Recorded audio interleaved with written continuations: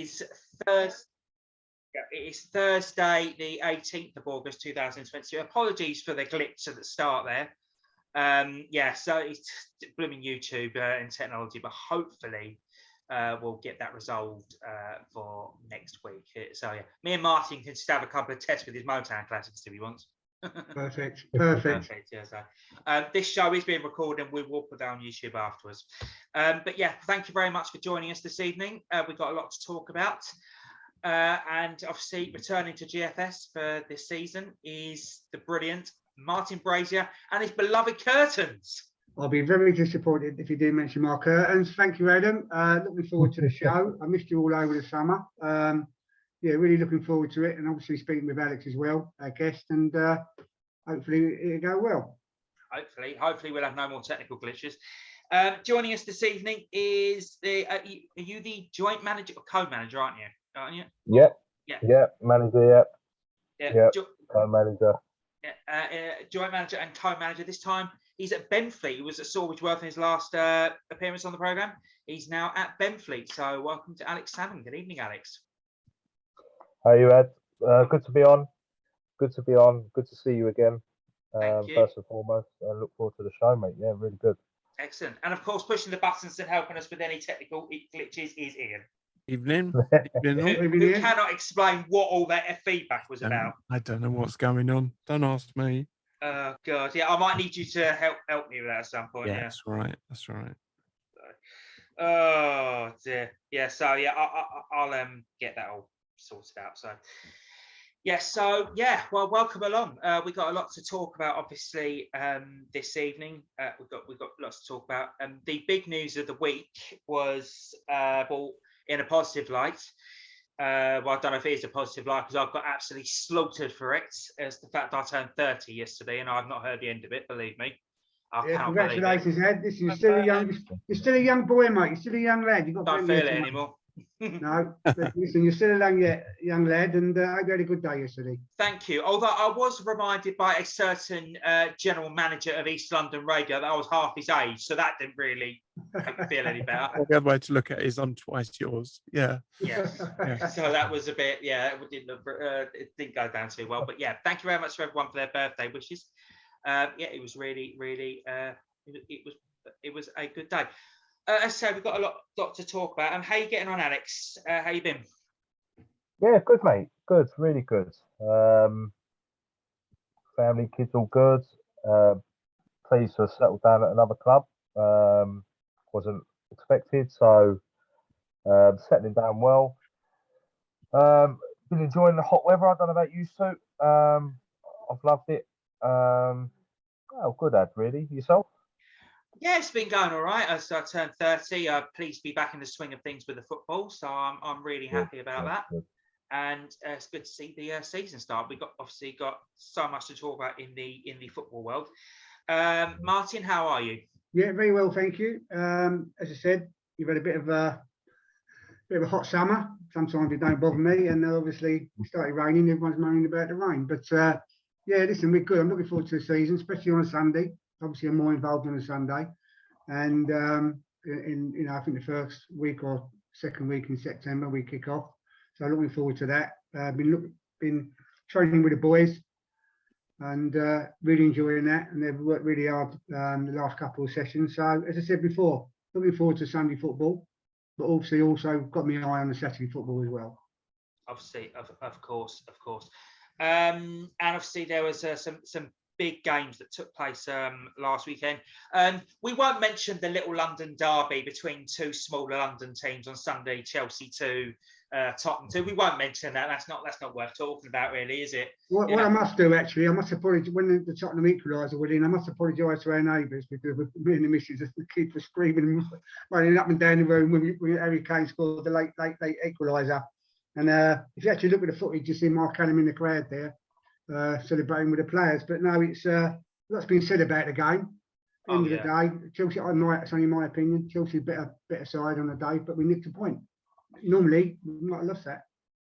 Yeah, well, I mean, Alex, I will mention this quickly. I mean, it was so fiery. I mean, we saw all the scenes at the end. We saw the hair pulling on Cucurella. It's it's just it just seems from the outside looking in that Chelsea versus Tottenham, and in a sense, I think Tottenham West Ham as well is approaching as big a game for Tottenham as it will be for us. But those two games as big for Tottenham probably now as it is Arsenal, or when they play Arsenal. Yeah, I think so. I think the big thing for us, Ad, is when we don't play well in them games, is to still nick something out of the game. Do you know what I mean? Like, if we don't play well in any derby, we always get beat. Simple as that. Like, we didn't particularly play well, I don't think, against Chelsea. And I think Chelsea had our number, worked hard on us. And, you know, they were impressive, to be fair to them. But we still come away with a point at a ground we don't normally get anything from. So I think there is a more resilient Tottenham. I do. And that's the biggest compliment I can give Conte is, even when we look like a typical, you know, and Martin, I'm sure would agree, when we look like a typical Spurs performance, we now nick something from that. And, you know, that's pleasing to see in these big games. And long may it continue. Of course, we want us to play better. Of course we do. But, you know, to be outplayed a little bit and still nick a 2-2, yeah, it was good. It was good. I also apologise to my neighbours, Martin. Bouncing around like a lunatic, you know. Yeah. Dog barking a lot, but you know, these are the things that we do want to see. If we don't play well, Spurs always get beat when they don't play well. Also, Alex, don't you feel now we've got a good bench? Where the last few seasons, absolutely. Yeah, we're not Absolutely. I mean, the boy Perisic come on. I mean, he's taking corners with both his feet into it. Yeah. Do you know what I mean? And beating the first man for once, you know. And it's like, I think, you know, these boys are coming off the bench. They're not, you know, they're still integrating within the group. So there is a more resilient Spurs going forward and dominating in big games. That's all yet to be seen. I think we'll see that at home, whether we've improved in that aspect. But not losing away from home is massively important for us. Yeah, no, I can see where you're coming from. And obviously what you said there about Tottenham are more resilient, you could kind of sense that in a sense, because let's be honest, your record in London derbies last year was pretty crap, to say the least. Yeah, it was. I mean, I would have thought the big games was a massive area Conte's and Tottenham are looking to improve in. They have to, you know, if they want to finish in the top four. I mean, let's be honest, last year I think all the teams competing for that fourth place done their best to throw it away. Let's be honest, you know, we did. So I like to think that's the area he's looked to improve, to be a little bit more consistent in the bigger games. And let's see what happens, really. But also, Alex, I think, you know, we beat a lot of the top 4, 5, 6 teams, but we're losing points to the teams that are not near the bottom, but in the bottom half of the, you know, I mean, I went to Tottenham Brighton last season. Awful. You know, we lost 1-0. But now, obviously, hopefully, you know, we can start beating not Brighton, but teams like in the lower part of the league, you know, which could, you know, hopefully, I mean, we've got Wolves on Saturday. They've just signed a 40-odd million pound player. I think we got Forest away, who have signed about 12, 14 players. Signed another player today for 40-odd million. So everyone's sort of splashing the cash. They really are. Yeah. No, absolutely. I think, I mean, it's competitive, the league this year, isn't it? You know what I mean? Like, you know, teams I think teams are certainly desperate to do well at home. And there is no easy games. I just hope for us at Spurs, we keep Romero fit. I think he's important. Well, I think he's injured, isn't he? He's got a slight. No, is he? Yeah, he's out for a couple. Well, they say 10 days. I mean, he's missing this week's game. So. I didn't even know that. So, you know, I mean, everyone loves him, don't they? Everyone loves him. I like him. I think he epitomises everything we've missed. Almost in the last few years. Just someone just gets stuck in and doesn't hide away in a game, and that's all we ask for a Spurs fan sometimes. You know what I mean? Just get amongst it, and I mean, he really does set the lead for that. But he does, no, lots of money going around. Some big players going to not small clubs, but clubs. You know, lots of players leaving big teams to go to the the mid-table below Yeah. teams, and I think that's going to make for a Yeah. really competitive league this year. It really is. I mean, I know we're talking about a little about Tottenham at the beginning of the show, but just I signed a really good right back from the Italian side, and he's a cracker. He signed for 5 years. I think he's going back out on loan to his Italian club, and I've watched him on YouTube and that. He's a quality player. He really is. Yeah. Well, I don't think we've really had a right back since Walker, have we? Really? And I mean, even Walker, when we had him, I think was at a development stage. I think Guardiola's really made him a complete player, isn't he? But we had Walker for a little while, and then I think the fullback areas we do need to be better, don't we? I'm still not convinced with Royal. No, you know what? When I see him play, he amuses me. I know that's a silly word to use, but he amuses me when he plays football. You don't know what he's going to do. He's either going to hit the corner flag across, or he's going to put one right on Harry Kane's head. You just don't know. You don't know. But he just amuses me when he plays. You know. So but I think we have now improved. We've got Spence, obviously. We signed him as well. I like the look of him. What I've seen of him. But I think the all-round signings for Tottenham have been absolutely brilliant. I really do. I said before, we've got a strong bench now. I'm just going to bring in an ex-Tottenham player, if you don't mind, Alex, is Dele Alli. What is going on with him? You know, he had all that talent. It's only my view. Apparently, Everton are going to loan him out to a foreign team. He had a World Cup with England, and I think since he come back from the World Cup, he's sort of form's just dipped completely. I don't know if you saw the video with Mourinho and Dele Alli, and he's just basically saying to you, look, don't waste your career. Don't waste it. This is a couple of years ago. Don't waste it, but then everything else. And, you know, perhaps that could happen, perhaps. But what a waste of a talent. I think so, yeah. I don't know what's quite gone on there. I mean, he can't buy a goal. He can't. No. He does look very average, doesn't he, now all of a sudden? I don't know. No, I don't. I mean, we'd all love to know, wouldn't we? I mean, he gets a move to Everton. He's not even playing at Everton.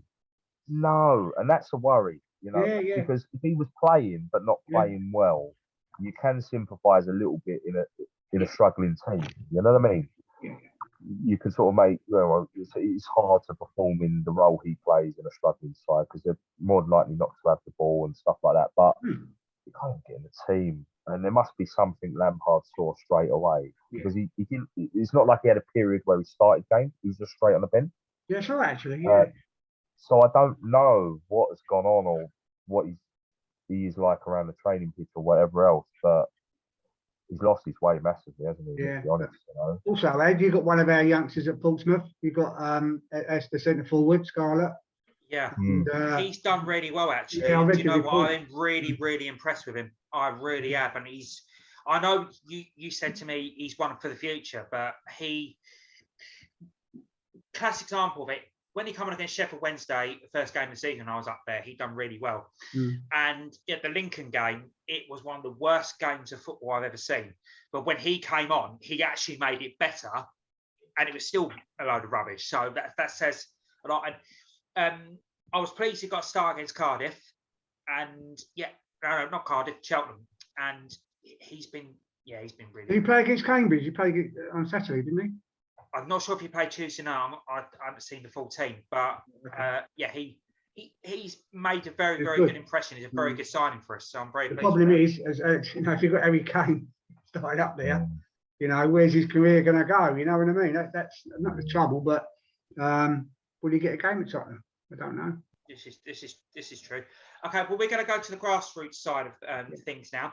What we're going to do we're going to start with some cup news. The draw for the Essex Senior Cup preliminary and first rounds were made this evening. So obviously, Alex will want to take interest of this one. So here we go. This is the draw for the preliminary round, which needs to be played on or before the 24th of September.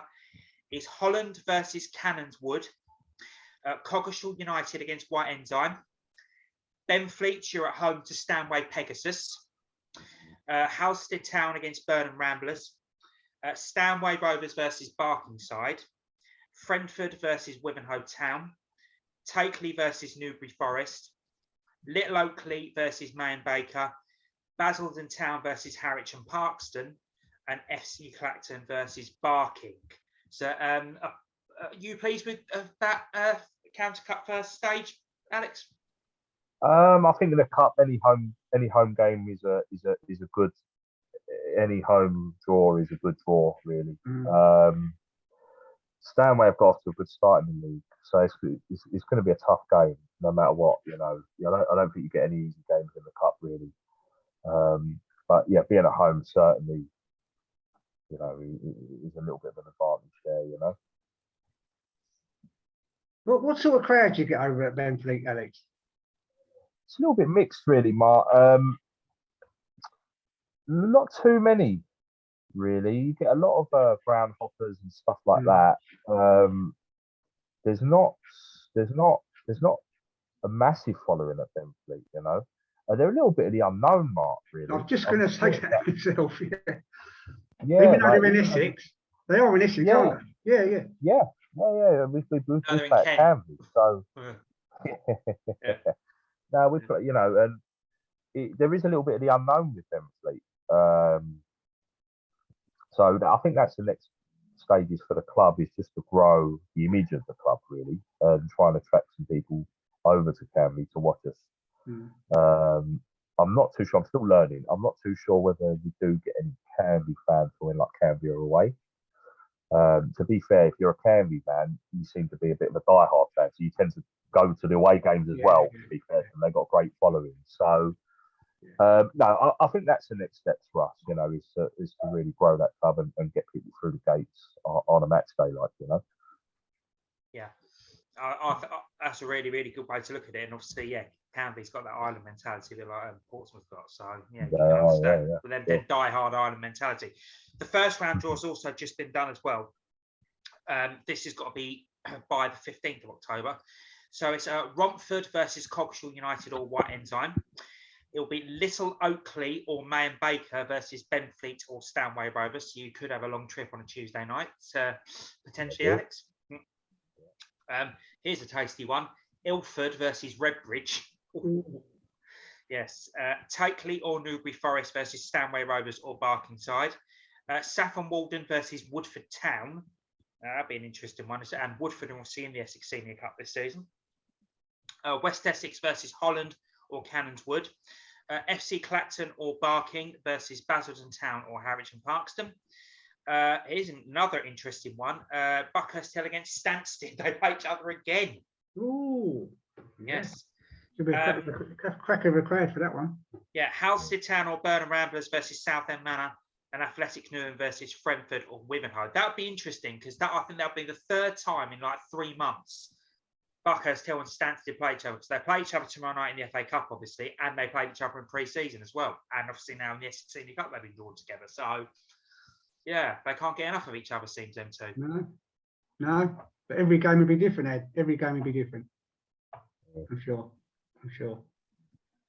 It will be. Okay, we're going to come on and talk more about Benfleet in just a few moments' time. But I just want to take this opportunity to talk about, unfortunately, some really sad news that we received last Friday, I think it was. Yeah, it was. The unfortunate, sad passing of the sudden passing of the Burnham Ramblers chairman, Martin Leno. And our thoughts and condolences from everyone involved with East London Radio and GFS go to Martin's wife, Jackie, and everyone at Burnham Ramblers Football Club, because let's be honest, Martin was Mr. Burnham Ramblers. He literally done everything for that club. He was the life and soul of that club, and it won't be the same without him. And Alex, I said to you, obviously before, the show and that, I said it's quite fitting that you're on the show this evening, because you obviously done a fantastic sterling job at Burnham Ramblers, and you and Martin had a very good and close relationship. And obviously my thoughts and prayers go to you as well and your family, because I know how involved you all were with the club and how close you all were to Martin. Even now I'm still shocked about it. I just want to ask, how are you feeling? Yeah, obviously it's great sadness, the man meant a lot to me, for what he did for me in football as well. You know what I mean? Not just what he did for Burnham, but for me individually. And I was still fairly young, but I was, you know, the support he gave and the really sort of unselfish work he done was just phenomenal. Phenomenal. I mean, he leaves a hole that will never be filled at Burnham. And I mean that. And, or in that local area, you know, he was chairman for I think the Blackwater Dengie League as well. So yeah, there definitely thoughts with Jackie, his wife, and the Leno family, and also Burnham Ramblers, you know, because they've lost a great man there, really have. Yeah, it's just absolutely shocking. Obviously, Martin, I know you probably didn't know Martin Leno that well, but for what you've obviously seen on social media, the reaction on social media says a lot. I think they've summed it up perfectly, you know. And again, without these guys around, you know, all the hours they put in, the volunteering hours they put in, you know, clubs wouldn't be where they are today. And I'll just repeat what Alex says, you know, commiserations to his family and everyone close to him. And I'm sure he will be surely missed. So without guys like this, football or clubs won't be in a good position they are in now. You know what? Like, you're right. The thing is, people don't see, he never missed a training session, Mike. Do you know what I mean? Like, he would be at training every single time. Rain, snow, cold, horrible nights in Malden. You know, we used to train at school in Malden, and he would be there. You know, anything you need, anyone you're signing, any paperwork needs to be done. You know, even if it was for 5 minutes, you know, he'd stop by, make sure we were okay as a football team. You know, a memory really sticks in my mind. You know, Basildon come in for us and couldn't really turn that down. You know, step 4 football and stuff like that, and sort of said, "Look, I'm going to go for it, but I'd like to." We had a cup game on a Wednesday, so this was like a Monday, and I said, "Look, to save a lot of ads, I'll do the game on Wednesday. It's my last game for Burnham." And was away at Brighton Region, right? So they're step 3, we're step 6. Against Kemizi, and it was horrendous weather. And there he was, you know, just to see us off and say thank you for, you know, it really sticks in my mind. And I'm so pleased that a few weeks ago they played Fisher at home. And I didn't get to the game for kickoff. I got there for half time, and he's asleep in the turnstile. You know, he was criminal for it. Like he was always sleeping in that turnstile. You know, so as I wake him up, and Mark, Leno, you know, doing. I know you. You know, he was a little bit unwell as well. He said, you know, his health is suffering and stuff, and we had a good chat. You know, and there's always things with him. So. All right, I used to say, all right, Leno. That's how I greet him if I see him for the first time, you know. And he said, no, I'm all left. Every time. He done me every time with it, you know. Every single time. And he'd shake my hand, right? He used to shake my hand and he'd pull me towards him. And I would fall for this every single time. And then, you know, buy him a Guinness. We used to share many Guinness together. He's a really good man for me in football. He really set me on my way with the man. He's just a real good guy, and not just for me, but for everyone associated with Burnham at that time, especially. You know, I can only say what a guy. And I'm pleased. I sat down with him for a good half hour a few weeks ago and just had a chat with him about himself and how the club are and stuff like that. So yeah, no, he'll be sorted in this. He really, really will. I must apologise, or in a way, to our viewers who, when we was talking about Martin, obviously I might have been smiling a little bit. That was no disrespect. I was thinking exactly what Alex was talking about there, because Martin, if you knew him, had this absolute knack. Now, as everyone knows, I love to crack a joke, but Martin had this absolute proper knack of literally catching you out so easily. And he used to play me when I used to go there with Tower Hamlets, so I'd see him. He always used to play me at my own game with the jokes. And like with you, Alex, he would catch you out every single time. He was so quick-witted. You had to be He very was. good to catch Martin out. He had an absolute wicked sense of humour, you know, wicked sense of humour, and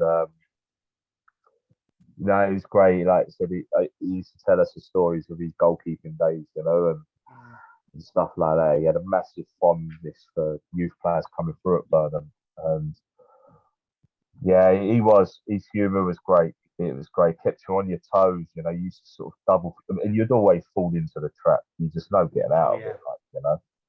But no, really great character, great guy. Will be like again, will be absolutely missed. Definitely, and like you said, Martin, we had to have them. We have to have those kind of characters within the game.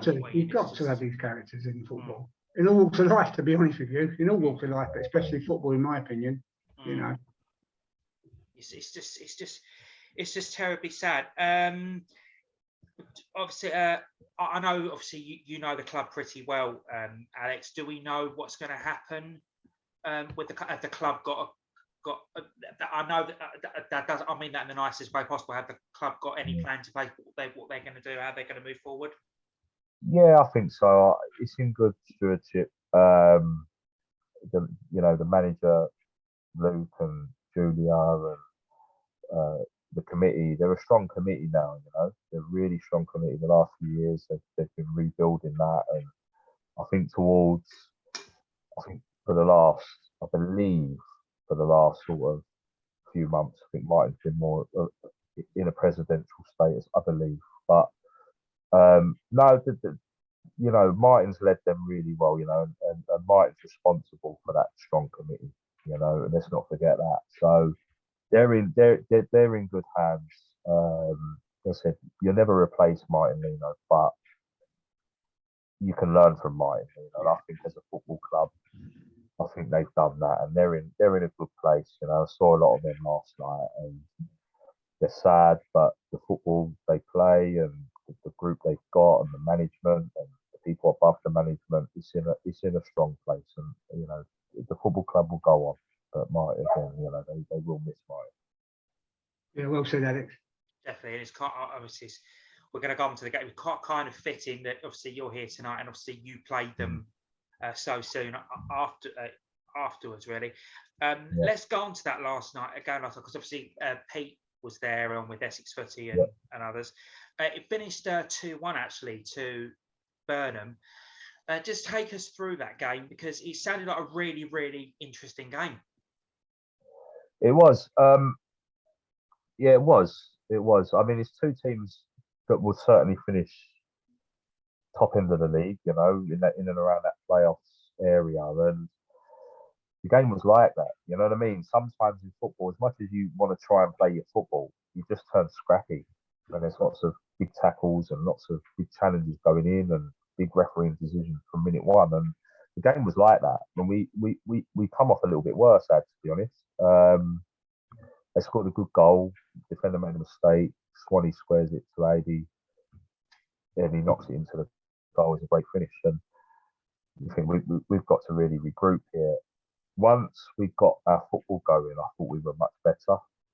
Last 10, 15 minutes of the first half, it's just we didn't score that goal. But we knew we were on the right path. To start the second half, I think we scored within 5 minutes odd. Got it back to 1-1. On top for large periods of the second half, and then they brought a lad on off the bench. I don't know his name, but I thought he had a moped underneath him. He was that far. I mean, he was incredibly quick, and they played counter-attacking football. And the signs were there earlier. Should have maybe just shut up shop and said, like, you know, we've had a good go here. We've not got the second goal. We'll take a point here. You know, with our team to say, look, on the counter-attack. Didn't do that.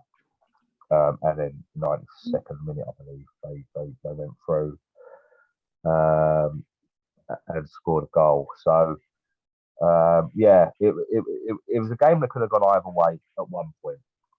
And then the signs were a little bit more obvious towards the end, and we should have really done something about that. If we were away from home, we would have definitely just shut up shop to the point. I think the fact we was at home, we wanted to carry on trying to go for the win.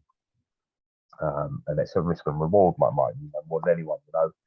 you know there's dangers there, but also the temptation of 3 points is there. And we went for the latter and just got caught out. And no, they deserved their win. They took it. They were good. Everything left spotless at the club. So it's great to host them. Great to see them all. Yeah, annoyed about them winning, but that's football. That's football. Alex, can I just ask, what sort of squad have you got? I haven't seen your team play or squad, but what sort of squad have you got? Have you got a mixture of older guys, youngsters, or a blend of both? A lot of very young, Mark. I've got a spreadsheet sent from one of our coaches, actually. The average age is 23. Right, So we're very young. Yeah.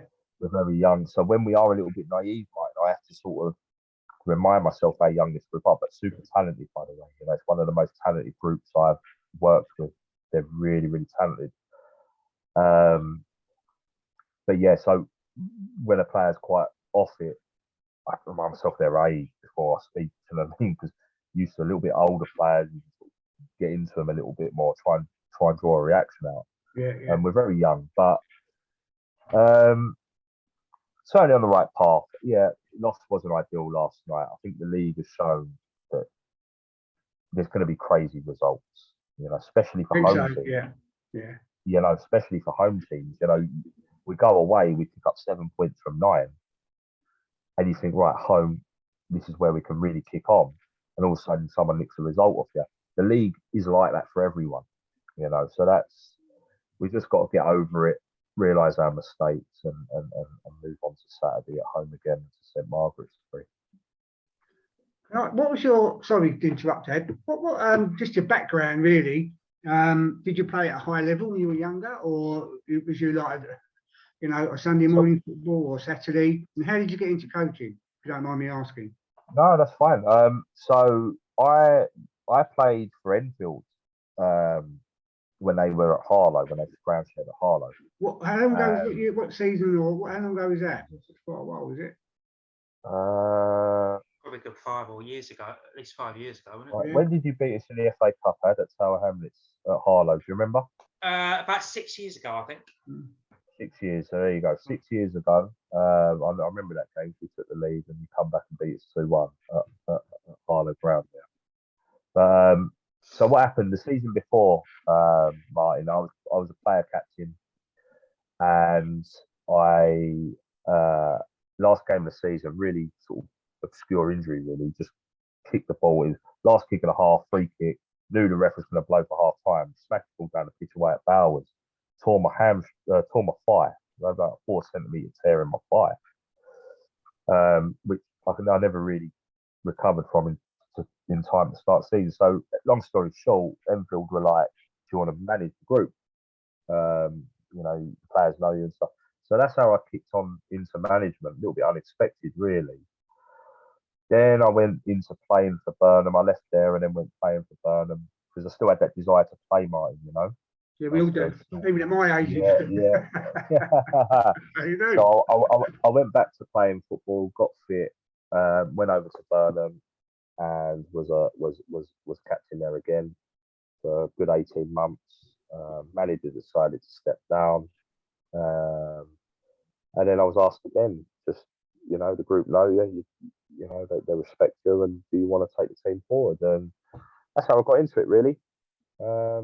Just being a captain and stuff like that, and then just got asked to take the team over. Did you do your badges, Alex? Did you do any badges or? No, so Benfleet at the minute are putting me through it.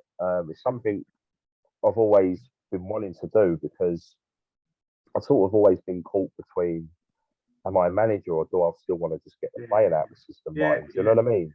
Yeah, I do, yeah. So when you become a manager by sort of default, if you like, whereby you're just at the club, you're a captain, you're quite well thought of, which is nice, but you're never going to say no to it, are you? Do you know what I mean? Of course not.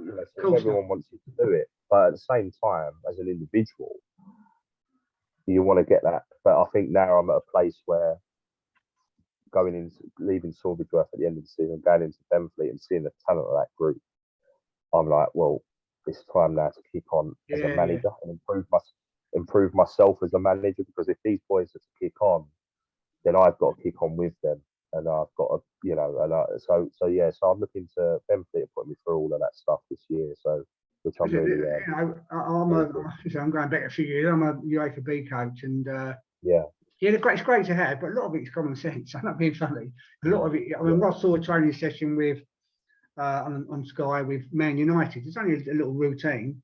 I thought I'd done that 10 years ago. You know what I mean? So I think with myself, it's just a new manager that's coming across that I've done 10 years ago. It's probably just one session that he's done, obviously, But they're good to have, but a lot of it is common sense and getting on with your players, I believe.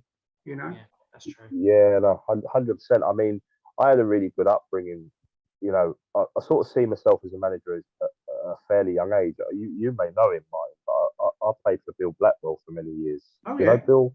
Yeah, Bolognians? Yeah. So I played for him for many years, and you know what? Just listen to everything he said all the time. Yeah. And he was an exceptional coach on the training pitch, and I had a good laugh off it. You know what I mean? Yeah. And it's just always, the things he would say, it just always sort of resonated with me, and I took that into what I'm doing. You know what I mean? And maybe because I've spent so much time with someone like him, it's helped me at a young age slip into management quite quickly. But unless I now go and do the badges and start, improving myself as well, then I'm just going to hit that wall, which is something I'm massively conscious of. You know what I mean? So, yeah. So going back to Benfleet, so what's your ambitions for this season? I don't want to say that on radio. Don't get really going. Yeah, I don't want to say that on radio. No, listen, this group finished third last year. They finished third, and the top four have all gone up. Okay. So on paper, it would leave us as favourites to try and win the league, So, but football don't work like that, as we know. Certainly, playoffs is a minimum, is what I would say. We want to be in that playoffs, 100%. That's the minimum. We're going to need a bit of luck. We're going to need a bit of commitment from everyone. But if we can get on a good run, last night was obviously a setback, but if we can get on a good run, I think this team has potential to do really well. I hope they believe it. But playoffs is a minimum, is what I'd say. This is very still tough looking league around as well. Say again, Ad? Very tough league as well, especially the momentum that Pegasus and Basildon Town have come up, and they have. And I it's something I said to my players, right? Because we was obviously in the league last year. Something that them two teams have is momentum as champions. You know what I mean? Like, it brings so much more. They won their leagues last year, I believe. Basildon Town won their league. I'm sure they did. Same with Pegasus, Same with Pegasus. So they come as champions. So, that brings momentum into what they're doing. You know what I mean? And it's no, I earmark them early on as the two teams that will be pushing early on, because they come as champions, and that breeds a certain level of confidence going into any new league, and that's something we've got to match. Yeah, that's true. No, but you're looking forward to the challenge, aren't you? Oh, 100%. Yeah, I can tell by your voice. Yeah, I can tell. 100%. Honestly, it's been great. Like, I spent a year at Silversworth last time out, and that was about saving them and trying to keep them in the division. This is, these boys are super talented, and they've got the ability to do what they want this year. They've just got to go out and do the right thing. So, yeah, really, really looking forward to this season, and seeing what it brings. Weren't so lucky last night, though. Yeah. It will be. Obviously, can I just ask as well? Obviously, you was at Silversworth end of last season. You managed to keep them up, you and Kieran. What was the decision, obviously, to leave Sorbo and go to Benfleet? I can imagine, obviously, Benfleet's a lot nearer to you, obviously, because you Basildon way, didn't you? Yeah. And what was it? No. So, it was quite open with the club when I come in. Kieran was on his own, and he needed a hand, and I wasn't doing much. And I said, look, we're coming, do it together. It's to the end of the season, right? Nothing more than that. It was just try and keep the team in the league from an impossible position at one point and see where it goes. But what happened was, I think their reserves folded, and the chairman had a long-standing reserve team manager, but he also done the under-18s. And he'd just been at the club 15 years, and the chairman was like, look, I can't lose him. So you're all going to have to sort of try and work together if you want to stay on. And I just said, look, you can't have too many voices and too many people. My deal was for the summer. I don't want to see the club lose someone that's well respected and been there for many years. So Kieran's now partnered up with Ben Taylor, and that's well deserved for Ben, by the way. I have no hard feeling about that. It's, I just said, look, you guys crack on. We've done what we set out to achieve, and that's how it happened, really. Fair enough. And obviously, Benfleet, as you said, they're a very, very ambitious club as well, because you not only you can see that from the playing staff, you can tell that off the pitch as well. And every time one of our team goes to Benfleet, whether it's Pete or Scott or DW, they've always got great things to say about the club. That's good to hear. Yeah, I mean, that's nice. Yeah, that's great to hear. Like I said, we have got a good side that plays some good football. I mean, some of the goals we scored already, I'm like, oh, Jesus, goal we scored last night was, so we kicked off from half time. I think it took them 50 something seconds to score, but Burnham didn't touch the ball. And I think most of the players touched the ball before the ball went back in the net. So you look at things like that, and they're the signs that show you that this team's got ability to do really well. So it's nice. Listen, it's nice when teams come and watch us and they enjoy what we're doing and stuff like that. That is, nice to hear. Good. It is really, really good. Martin, what else did you want to ask? No, I just sort of, obviously, I think I heard Adam say earlier, are you a head, is there a head coach or a joint manager there, or? Yeah, so Rob Polkinghorn is, so when I was at Basildon, he come in for the last few weeks before I left there and was assistant manager. And so we had that relationship prior. So what it is he's just got lots of commitments at the moment. Yeah. And he's like, look, I want to be involved, but I can't be full on. And that's quite fair, that's fair enough. Of course it's, yeah. At the end of the day, we don't want any lads to suffer. So, and Rob, again, away for worked at many academies. What a great coach. You know what I mean? So he does now the coaching and can make games when he can. And then obviously I'm your sort of consistent one there all the time. And it works. Do you pick the side, or is there a combination of both of you? No, I pretty much pick the side and and that side of it, which is the agreement I had when I went over there, that not that I had to pick the side, but just the fact that Rob was more interested in just doing the coaching this year and stuff like that. But don't get me wrong, Martin, like he's got a whole year plus of knowledge on this current squad. So of course we have chats and I pick his brains for I bet, so would I, players' strengths, players' weaknesses. He knows the group really well. So it's a good relationship by all means. I'm working with the management group that was there from before. All nice guys, all really committed, all really, really good. So it's working well. That's good to that's good to hear. It really is. Yeah. It sounds like you've really got a good, clever together unit there. Yeah, I think so. I think more so, lad. I like working with new people, really. Do you know what I mean? Like, I don't want, as much as I've worked with some great people, but it's always nice to just get to know new people, new area. Like I said, I was working with Silverdrift, that was in the Hertfordshire area. So it's nice to get to know some of the players in that network, in that area. And then obviously now right out, Canby way. Where are you based? Where you live? I'm Basildon. Okay. Yeah. So it's a lot more local. Yeah, it's a little bit. Well, with Silverdrift, see, a lot of my work was in Stortford and Harlow. Okay. So I would just hang around that area, and if we had a game or training, we'd just go direct from work. But this is different. I'm just trying not to get into that temptation of sitting down on the settee before I go training. Oh, it's the worst thing, isn't it? Yeah, worst thing. Been there. Yeah, Worst thing. yeah, you sit down and you think, Yeah. I'll have 10 minutes, 20 minutes, and the next thing you know, oh shit, I've got to get out. Oh, excuse my language. I've got to get out for training. Yeah. So yeah, it is nice being local. Then. No, I bet, yeah. It Is some of your team are that, or say some of your team, or your team local themselves? They Or they're are. travelling in? They are, mate. On top of being really talented, what is nice about them, they're all really good friends.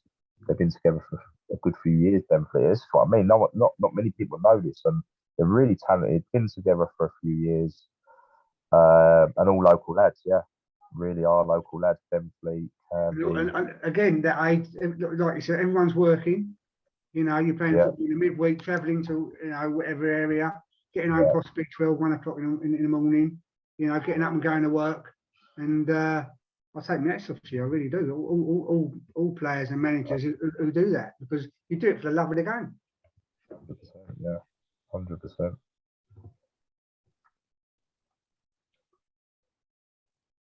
And Adam, you're on mute, mate. Yeah, I'm sorry. Yeah, I was just trying to unmute Let's myself. play there. for him, really. Yeah, go on. Sorry, mate. Yes, but yeah, yes.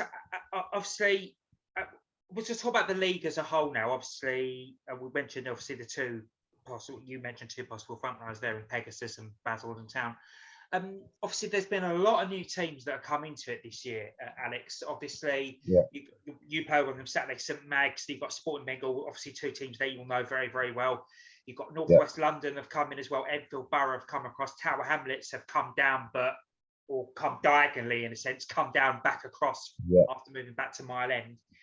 And do you know what really excites me about this league this year? It's reminded me more and more of the Senior League every year because it's so unpredictable. Yeah, 100%. I mean, it really is. I mean, if you look early part of the season so far, if you look at a lot of the results, 3-2s, 4-3s, 3-3s, 2-2s, it really is an unpredictable league. I think it's good. It's good to see Tower Hamlets back this way, by the way. That's a good thing. Because you always associate the Mile End Stadium with them, you know what I mean? And it's good to see them back and back over this side.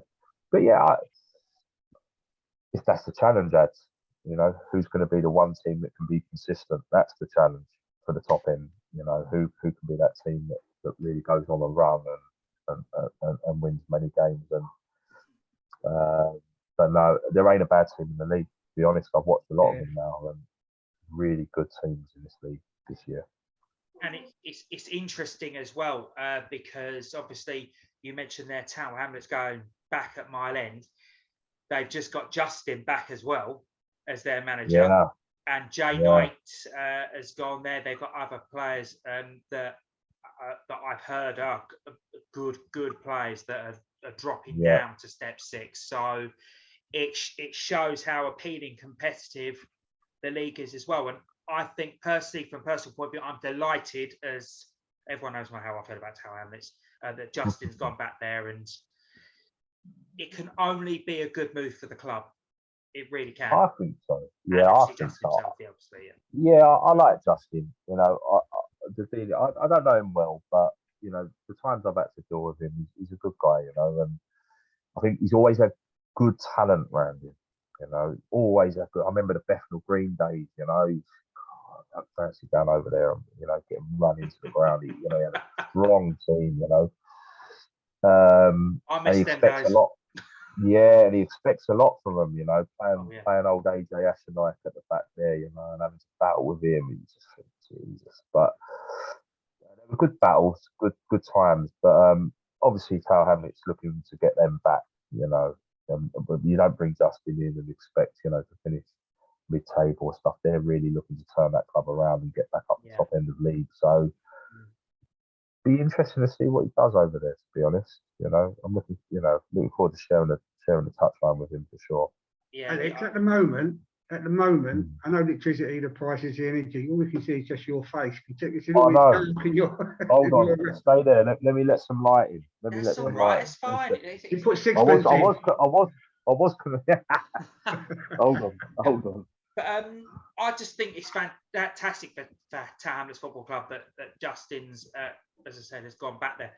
The thing is, as well, is obviously you mentioned the talent, but that I don't think Justin's under any pressure, because if you look at the interview he done with Alam AZ Images for the Tower Hamlets social media channels, he said whether it's this year or next year, that's what he's aiming to do, but there's no pressure straight away. I know we're right at the start of the season, Alex, but sometimes you need a few weeks, couple of months to get a squad gelled in.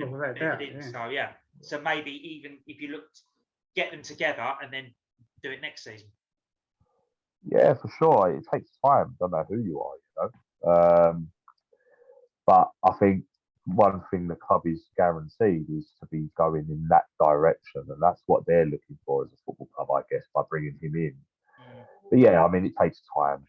It takes many weeks to settle a squad down, and I'm sure that's the aim. I'm sure he'll still be in that top half of the league regardless this year. And you know Justin as well as I do, he ain't going to settle for nothing less than as much as he can push that group, let's be honest. So it'd be interesting to see what they do, to be fair. I think they've been the top. I think that's funny. I know they had a slow start. He's come in. I think they won their first game, did they? They won 1-0, I believe. Beat Coggeshall 1-0 on Saturday, yeah. That's right. They won 1-0 at home. I was at home. So he'll turn it around. Jay Knight's just the first of many signings that will go in there as well recognised non-league players. They will climb that league. There's no doubt about that. Definitely. And a very interesting working relationship will be as well. We mentioned this right at the start of the season. Obviously, Imral is now with Tower Hamlets. See, he's crossed the divide. Like as I said at the start, as I said at the start of the season, he's done a Sol Campbell.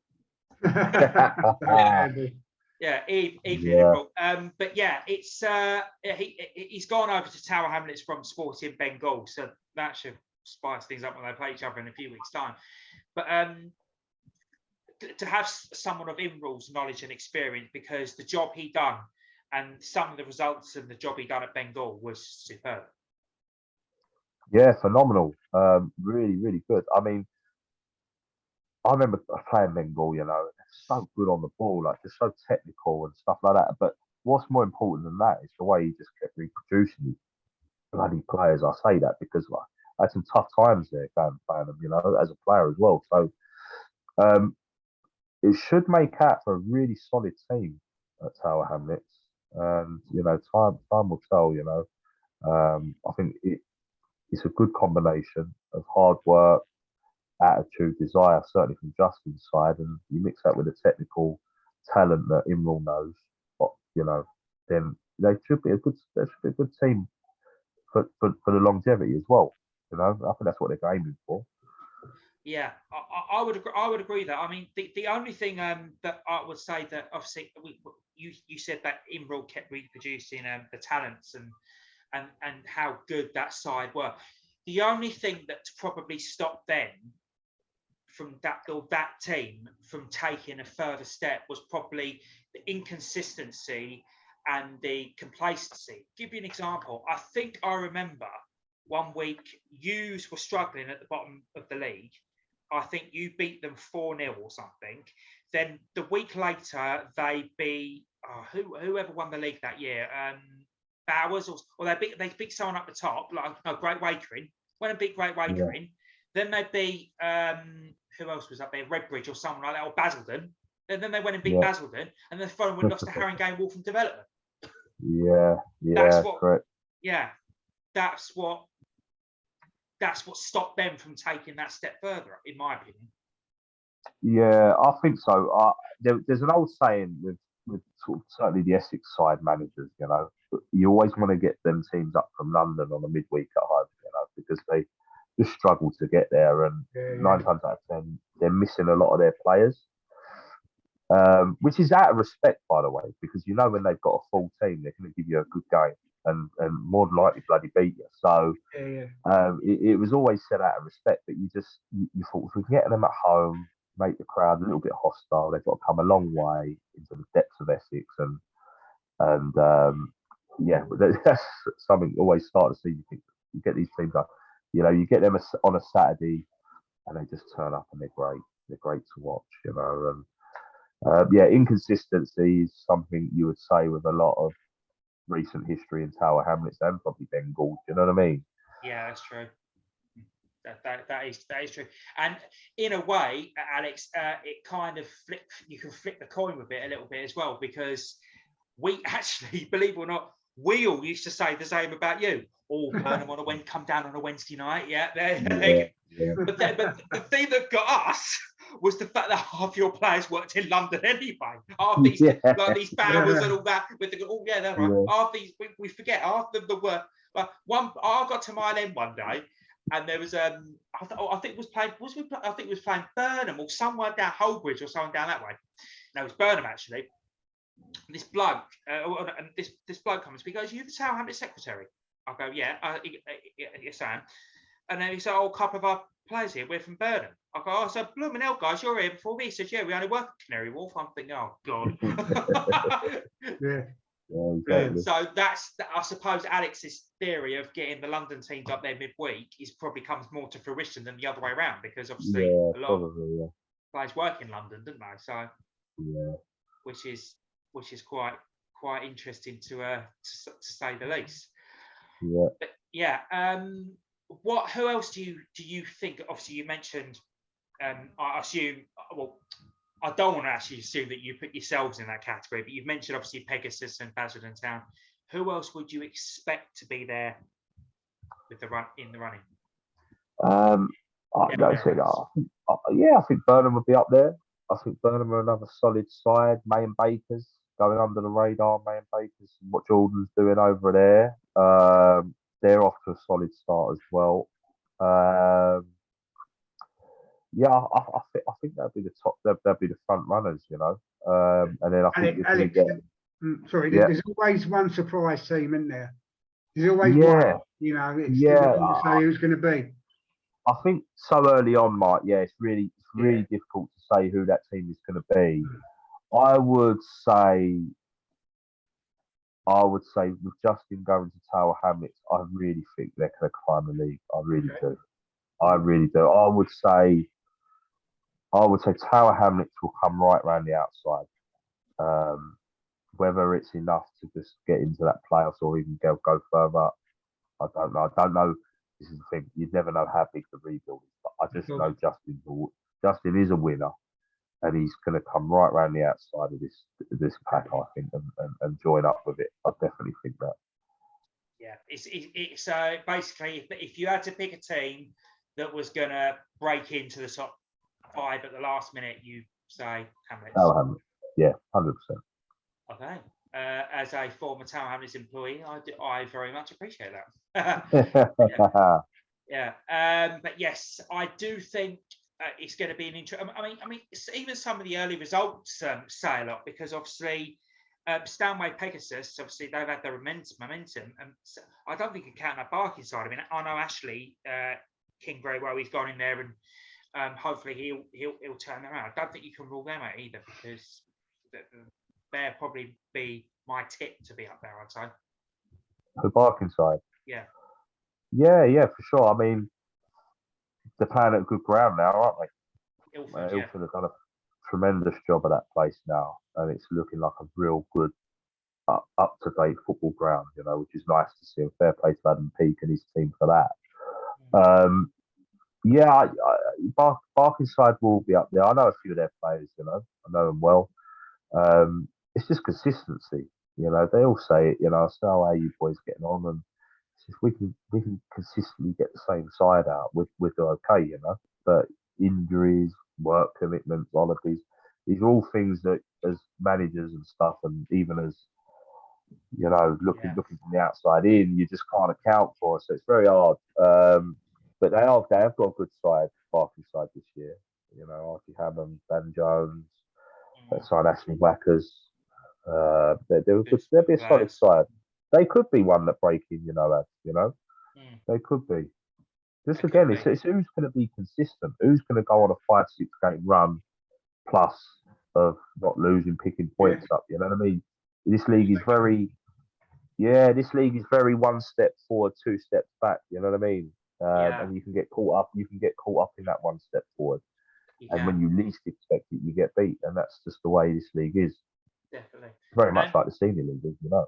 definitely. And as for as for consistency, Martin knows all about consistency. Yeah, games called off about 11 weeks running. That's consistent.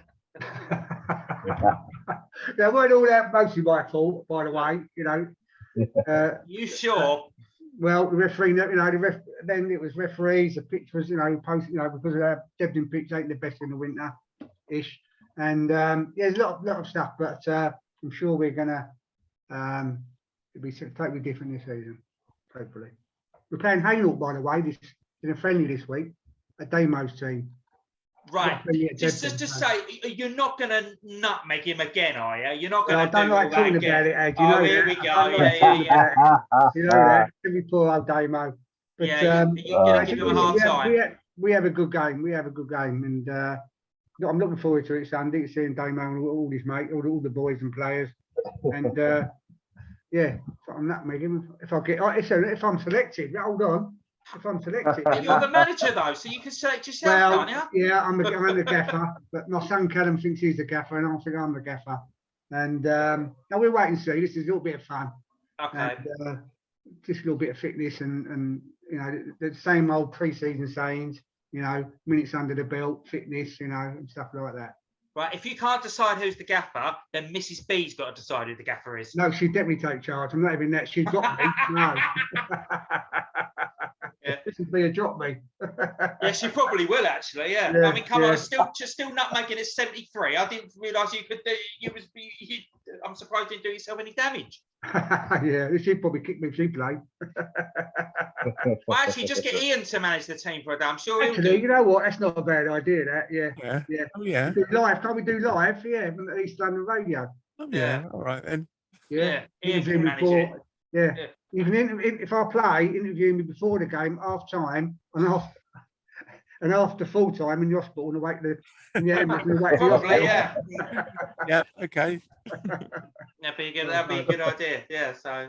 Listen, on a serious note, I'm looking forward to it. It's leading up to as every level of football. You have your pre-season matches. Again, fitness and seeing everyone. Just enjoying it really, and that's what hopefully happened on Sunday after Spurs beat Wolves, obviously on Saturday. Of course. I had to throw that in. You've got a crystal ball, have you? Yeah. Martin, actually, I just want to come on and ask you about this because you mentioned this to us in the group chat earlier in the week. You originally went over to the Corinthian and joined the Corinthian League. Now you made the decision to go back to the combination. Are you able to talk about that? Both, yeah. We just I felt after the end of last season that we just needed a fresh start, fresh league. And I've said all this, I'm not talking behind no one's back. So we applied to go in the Corinthian. We got accepted in the Corinthian. To be quite honest, it was a combination of, when I looked at the fixtures you had to play, 20, if you're quite successful, you got to play over 30 fixtures on a Sunday, trying to get everyone up for 30 fixtures every Sunday after they've been out for whatever reason. Just a combination of things really. And then when I sat down with the players again, I said, look boys, were you happy with the combination? Sorry, with the Corinthian? And we had a good old chat, and at the end of it, decided to go back to the combination. They accepted us with open arms. We now have Debden reserves in the Corinthian.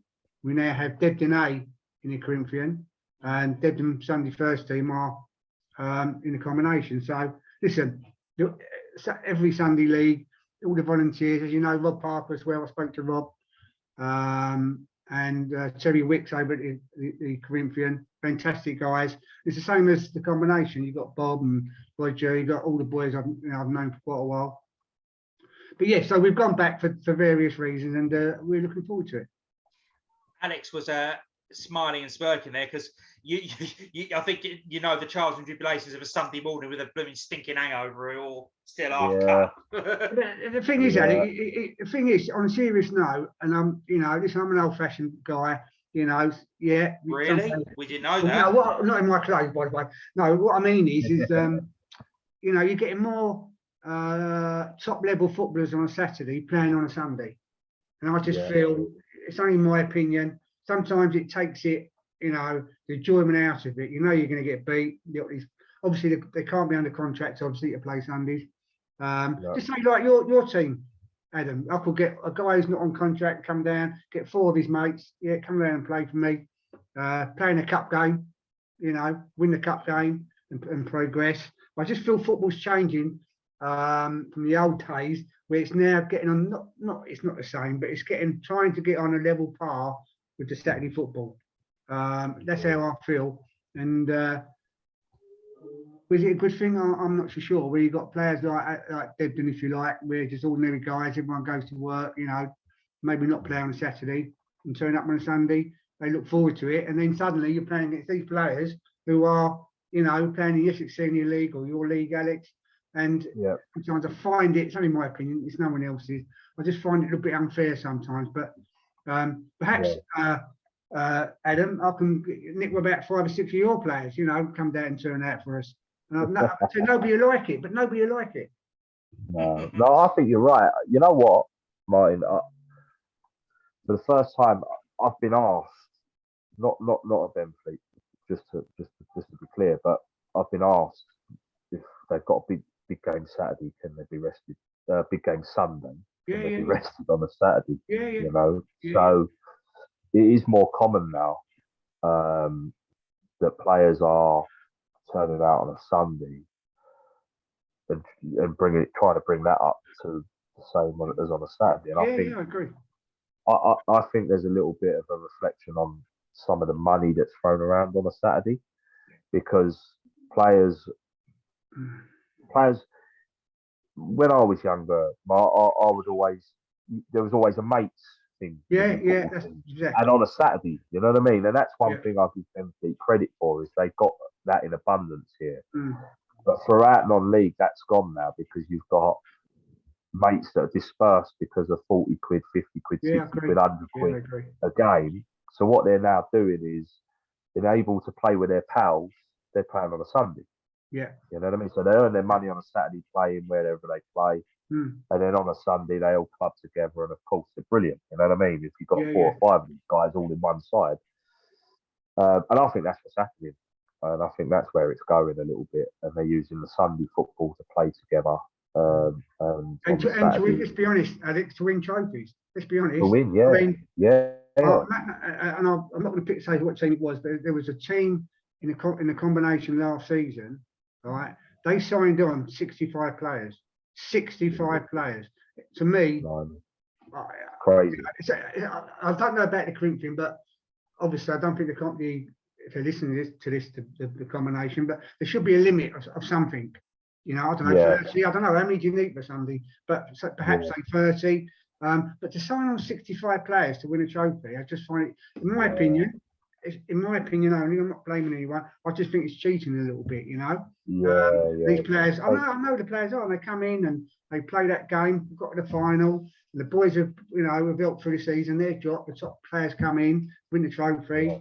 That's how they want to do it, that's fine. But I just feel there should be a set limit how many players you could sign on a Sunday, because I mean, you know, it's getting out of hand. 65 players, other teams might have signed 50 odd players, you know, and it takes the fun out of it. It really does. I mean, I'm not sure what the rules are, but I think on a Saturday there's a deadline when you can sign players, and then there is 11 a.m. No, on a towards the end of the season, I mean. Oh, yes. On Saturday football. Yes, so it prevents people from signing, say for example, if I made a cup final, it would prevent me signing half of Canby's team just for a cup final. You know what I mean? No, we had I don't know if there's such things in Sunday League. No, we do, if I'm going by memory, I think it's something like the 28th of Feb. Something, or sorry, 28th, 26th. But do they have to have played enough games or something? Yeah, you've got to play 4 games for the cup final. 4 games for the cup final. Before they can. 2 games or 3 games for a semi-final. So the rules are in place. but they just signed it Right. at the They're beginning. manipulating it much earlier, are they? Yeah. Yeah, much Yeah. earlier. Oh, Yeah, okay. And- I just Yeah. find Oh, it, you know, listen, in the old days, and I spoke to Damar about this many a time, you know, and it did need improving. You know, you had Sunday football, you go for a drink, let's say at Deadman Sports, have a few beers, leave your bag in the corner, your football bag, go out, you know, come back next morning, your bag's still in the corner, get your wet boots out, you know, get changed and go out again. yeah. I know it needs Yeah. improving, but sometimes I miss those days, I really do. But Yeah. it's 100%. just changing. Not it's changing in my again. It's actually only in my opinion. It's changing again. Not professional. It's changing into Saturday football, which is not fair to the normal Sunday teams. That's just my opinion. Yeah. No, I agree. Yeah, there is the cut-off point at step 5 and 6 is the 31st of March, That's right. which I've got to work out because obviously for me this year the Southern League we've been told it's the 23rd of March, so earlier. Oh, okay. I think the dates differ whatever. I think step 1 to 4 is the 24th of March or 23rd of March, and then step 5 to 6 and the rest is A bit later. 31st. Yeah. But listen, I still love Alex. I still love my Sunday football. You know, Yeah, I still, good. you know, my Mrs. B, my wife goes, how come you get up whatever up half 7 every Sunday without foul? Whatever time I go to Yeah. bed, whatever time I've eaten You're my up half the night before, I am up by half 7. Get ready, get ready. I might have done it the night before, you know, but Yeah. you know, I moan about it all week, and I moan about this, probably like yourself, Alex, in a certain way, you know. But you love once you're out there, you love it, absolutely love it. Yeah. No, Yeah. 100%. I mean, I remember, like, go back to my Bolognian days now, and we play on a Saturday, and then again similar things. We played at Redbridge Sports Centre, you know, Mm. and we would leave the bags up there. We always trekked down about 10, 11 o'clock from there down to Birashwami Curry House, or the Curry House. Yeah. You know what I mean? Not on Barkingside there, just on the corner. And then we'd be in there till whatever time, have a few beers, and then sleep wherever, you know, Yeah, and yeah. then Yeah. and then back down the football club for 10 o'clock meet for an Yeah. half 10 kickoff, like, you know. And Yeah. now they were good days, but you also, the teams you would be playing had done the same thing, Same thing. in their Yeah, area. yeah, that's a great. Yeah. You know what I mean? So you were always playing Yeah, same level. teams, Yeah. same level, and they always had the same players, and you know, you had some good competitive games back then. But like you said, I agree. Nowadays, you sort of could turn. I haven't played Sunday football for a long while, but I could see it turning. And you turn up, and you know there'll be some real athletes playing that play That's right. Yeah. step 2 football. You know, they play in Yeah. the conference, in the Conference South or whatever, and they're playing Yeah. on a Sunday with their mates, and just for Yeah. a couple of games, or just for a Yeah. game to win. You know. Although there So is a yeah, lot of money. there is a lot of that. There is I know. See, you was saying about money. I still think there's a lot more. In some cases, more money in Sunday football than there is on Saturdays. What do you That's mean why- by that, Ed? What do you mean? I What, players just- getting paid? Yeah, I just think there's I'm not going to say the club. I'm not going to No. say teams or individual players, but I have had cases of in the past of players saying, "Oh, they're not playing today because not only because." Example Alex said about maybe a big game on a Sunday, but they're getting a big wad of cash on the Sunday and not the Saturday. Oh really? Oh, I don't know. But also, I mean, these Sunday teams have got to fund themselves. So, Yeah. you know, I'm just saying about Deadman Sports. You know, our membership per player, and we put it down through lockdown to half price to £30. Is our membership to join the club is £60 a year or season, whatever you want to do. It's a season really. It's a year, and it's like £1 a week. And you can come down using facilities anytime you like, anytime. And obviously, match day is a £5 or £6 fee per player because the referee's got to be paid, the kit's got to be washed, typical Sunday morning, you know. But otherwise, we can't survive. We just can't survive with all their teams, all their membership. We've got 4 teams on a Saturday, 3 or 4 teams on a Sunday. You know, we've got our own bar and clubhouse. So without that, we couldn't survive. So everyone pays eventually. Eventually, they all pay. And but if you don't pay, you don't sign on for the following season. You know, or unfortunately, if you owe money and you go and sign for another club, then yes, it's like Essex FA step in and stop them playing. So they pay it, which they normally do. But yeah, you know, Sunday football is well, yeah, it's been a big part of my life for quite a while. And I think you're more of a Saturday Adam, aren't you? Really? Yeah. one thing I will say, and I'm not going to name the club or anything involved, but I know of one club that has stopped their players playing on a Sunday, especially if they have a midweek game, because But that's fine.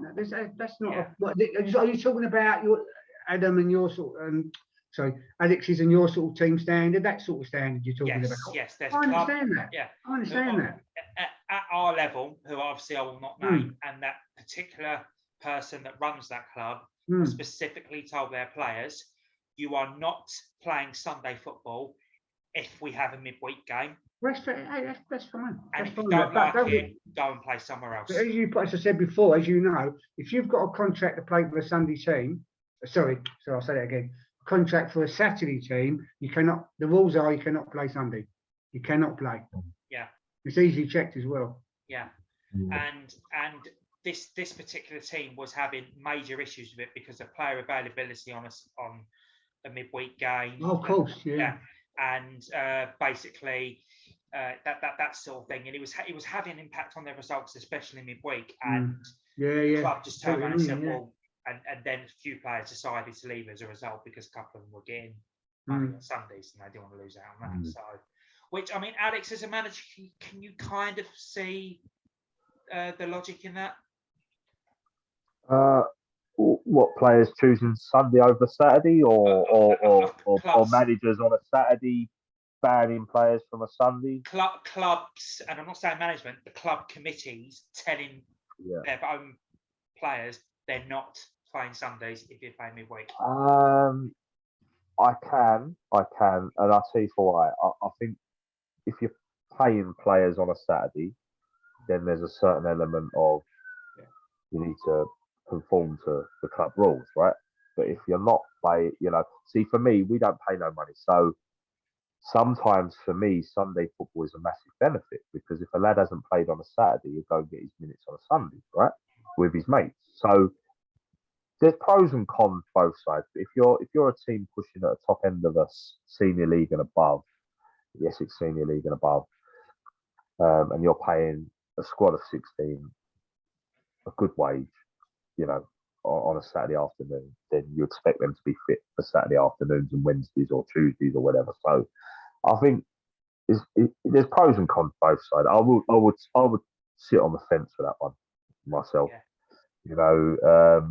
because there has been times where players have come to me and gone, I can't get in the team at the moment. Do you mind if I sign with my mate's team on a Sunday just to keep fit? I'll let you know how I get on. And again, Martin just said it's easy to find out how they're getting on via full time and stuff. So, so there's times when it's beneficial. And like I said, there's times when I've had players come up to me at other clubs and go, can I have Saturday off because I've got a cup final Sunday? And there's times when it's not beneficial. So I don't know. It's a difficult one. It is a difficult one to answer. Again, can I just ask, are any of your players under contract? No. No. So obviously, so what you just said, so any player possibly could play on a Sunday. Yeah, and a lot of them do. A lot of them do. Alex, sorry, I didn't mean to say Alex. Carry on. Sorry. No. So a lot of our lads, I believe, do play on a Sunday. But they all play together again. They'll play on a Saturday, and it does drive me insane because we're not a huge squad, and you think, come back in the but I've got no. Once they leave me on a Saturday afternoon, they're free to do what they like until I need them in on a Tuesday. You know what I mean? So I can't have, I'm not going to have any control over that or anything like that. So, Adam, so what about your Walthamstow club? Is there players under contract there, or? I'll be honest with you. Although I'm doing the football secretary side of things, I don't really get involved with the player registrations. I let Andy and the others deal with all that. So I just do the bits that I'm comfortable and I'm used to doing. So I wouldn't know, to be honest. I don't know things like that. But yeah, so obviously we're going to have a quick song break now. We're going to go on, obviously, because we're a bit late. We're going to go to about 20 past 9, if that's all right, guys. Obviously, to fill up the show. Got more to talk about the FA Cup, and we're going to talk about the Senior League as well. So we're back in a couple of minutes here on GFS.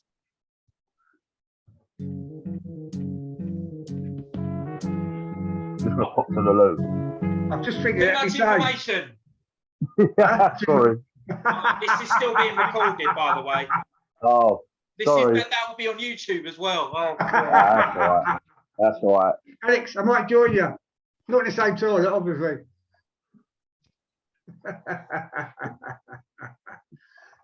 oh, he's gone. Oh, don't. But yeah, no, it's looking forward to starting the league, you know, on a Sunday again, and it's pouring down. It's like it's still pouring down the rain, getting up, and you still turn up and what have you. It's all right in the summer. It's the winter when you struggle with players. Yeah.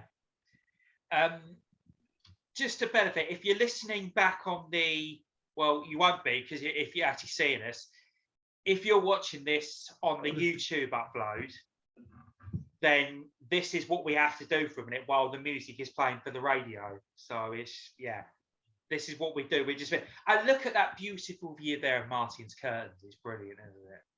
It's absolutely brilliant. And once again, I'm left on my own, but there you go.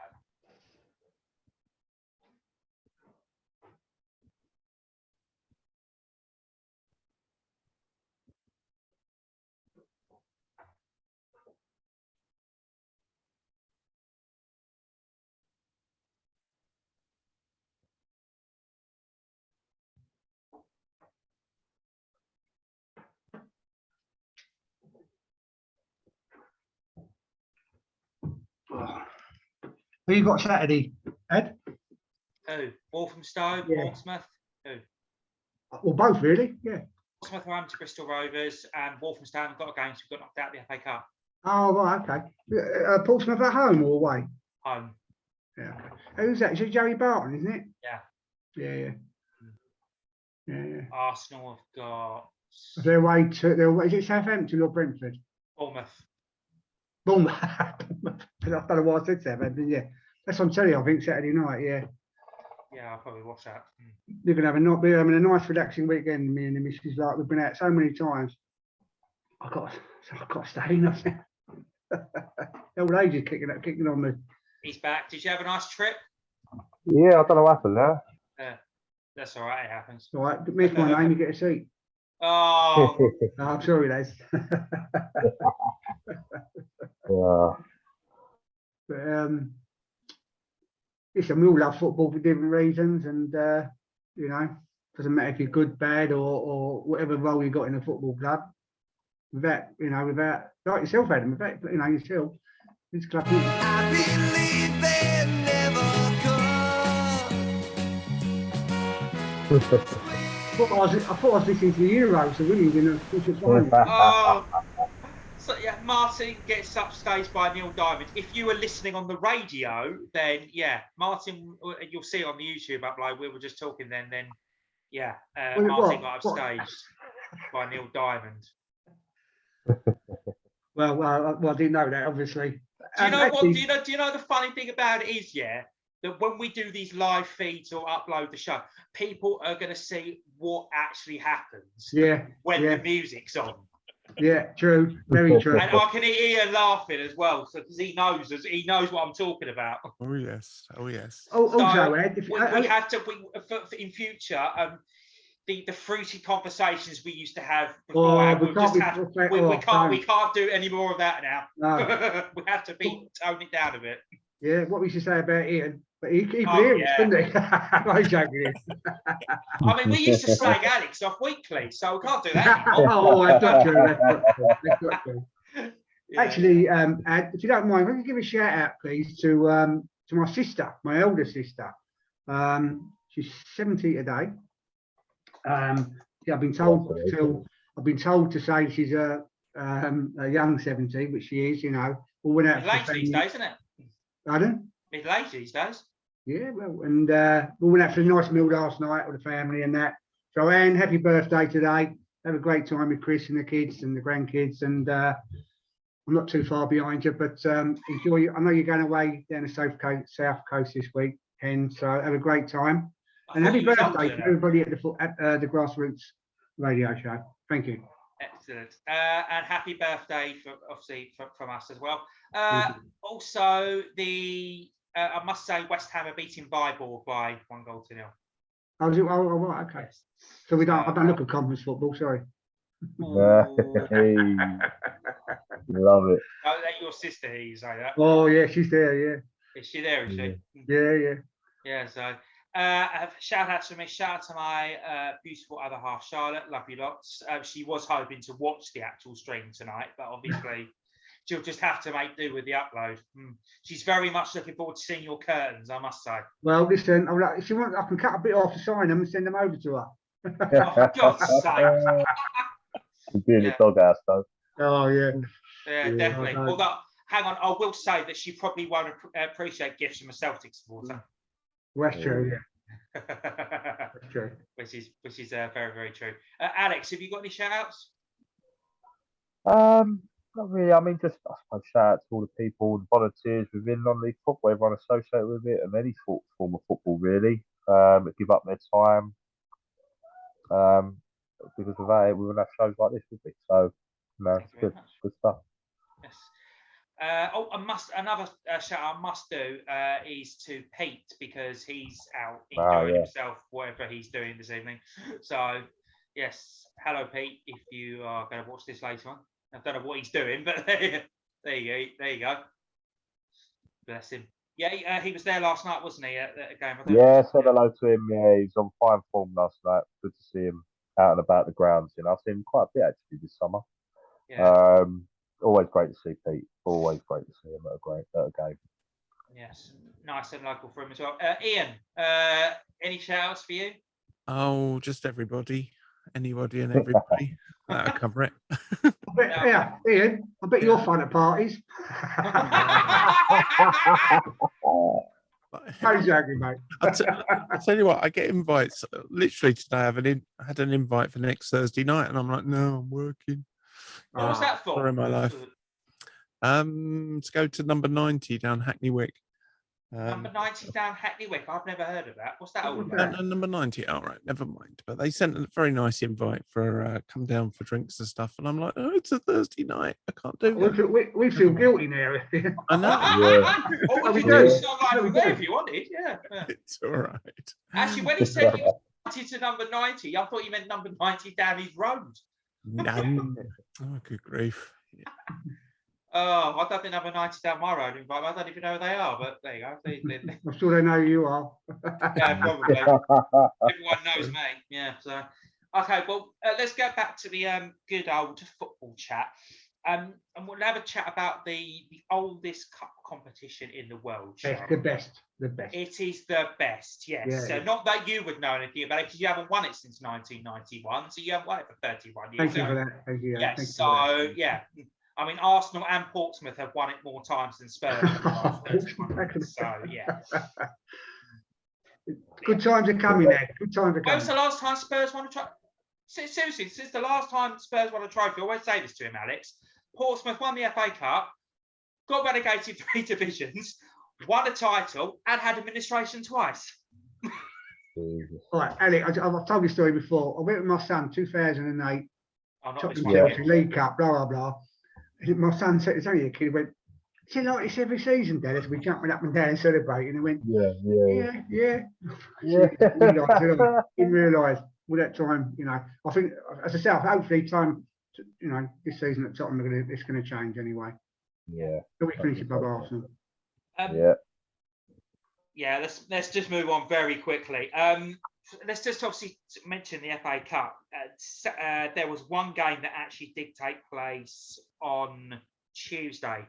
It was the replay between Sheffield United and Athletic Newham. Obviously, as we know the story with the pitch on the 6th, game was moved to Sheffield on the 9th.